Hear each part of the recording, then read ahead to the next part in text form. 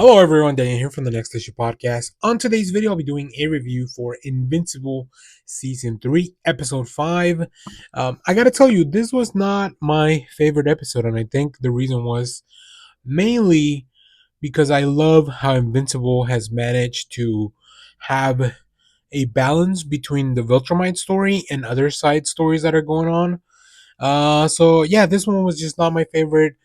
There wasn't a lot of Viltrumite stuff. We didn't even. I know we got a lot of stuff in the last episode, but like, I just want to check in, right? I just want to know what's going on in that part of the world. We didn't get anything with the GDA as well. Like, we didn't see Caesar at all, and I love Walton Goggins, so like, whenever he's not on an episode, I'm definitely gonna notice. And I feel like those are the big things, right? We have Mark versus the government. Mark waiting for the Viltrumites to come to Earth, and his dad trying to do stuff about it.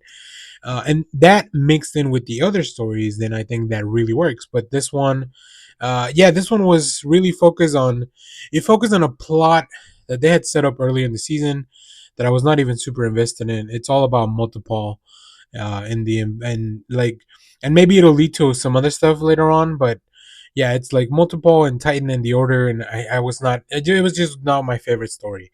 But let's go over some of what happened, anyways, just to kind of keep up with these videos.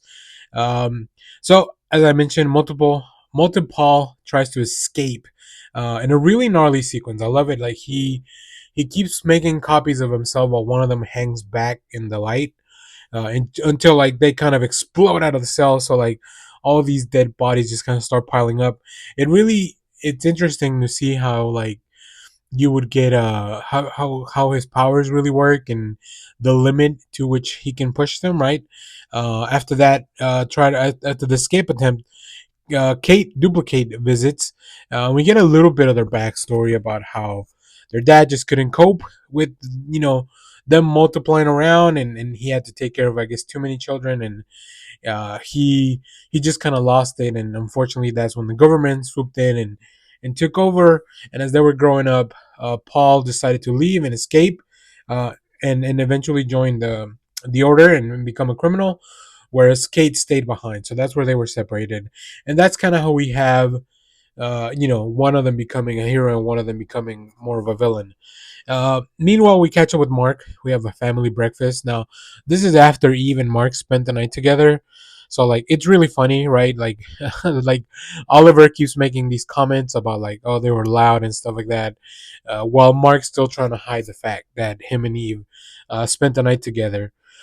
So Mark realizes maybe he's got to move out to his own apartment, so he's got to monetize Invincible. How does he get money?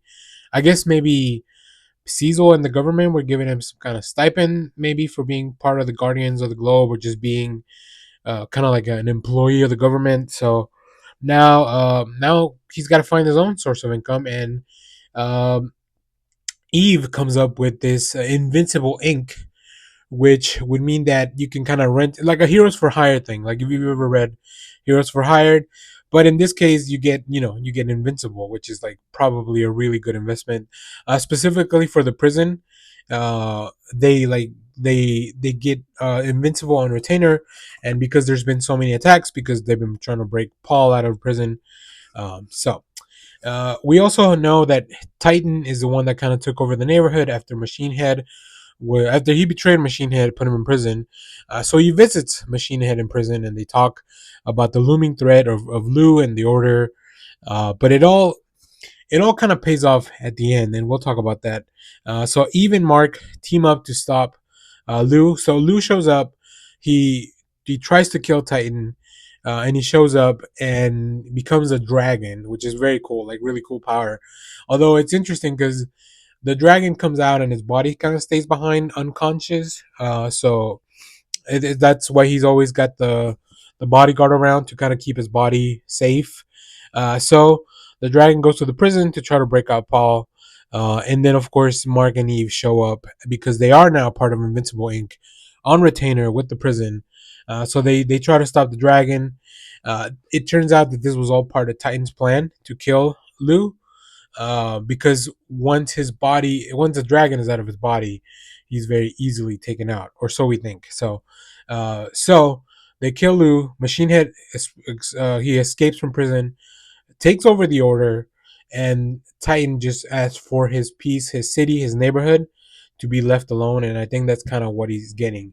But we do have a little bit of a, not really after credits. Like this was like the episode sort of ends, and then there's another extra scene. We see the bodyguard carrying or cleaning Lou's body around Lou's body, and he summons a different dragon. I don't know if it's a different dragon, the same dragon. I don't understand his powers very well. And maybe just a dragon that comes from a different dimension. That's what he was telling Invincible, which he got his butt kicked pretty well. So if there's not that many Viltrumites, I do think that there are enough things on Earth that would maybe be able to, like, if everybody on Earth works together, and maybe that's the end game. I haven't read the comic. If everything on Earth works together, they could probably stop the Viltrumites. If there really is only 50 pure-blooded ones, like Nolan mentioned in the last episode. But anyways, we get a glimpse and a hint that the dragon is back inside of Lou's body, so maybe he's back alive.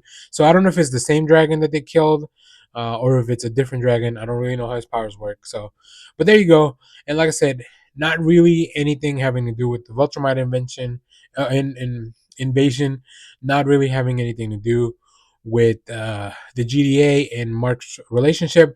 We don't even get an update on who is the one watching over Mark and his family. Although there is one little subplot that Oliver does make some friends, and that's kind of nice. But it's like I said, overall, it's still just not my favorite episode. But it was enjoyable nonetheless. Like I really love this show, but we only have three left. And we need to get to it. We need to get something going. So I think the next one is gonna be like really, really story driven, or at least I hope so. So there you have it. If you've seen this episode, let me know what you thought about it down in the comments. As always, thank you for watching. Everyone, remember to share, like, subscribe, hit the bell so you know when we go live. That is most Saturdays, 10 a.m. Central Standard Time. Stay tuned. We have more comic reviews, trailer reactions, TV recaps, all that fun stuff in the channel. Thanks for watching, everyone. Bye bye.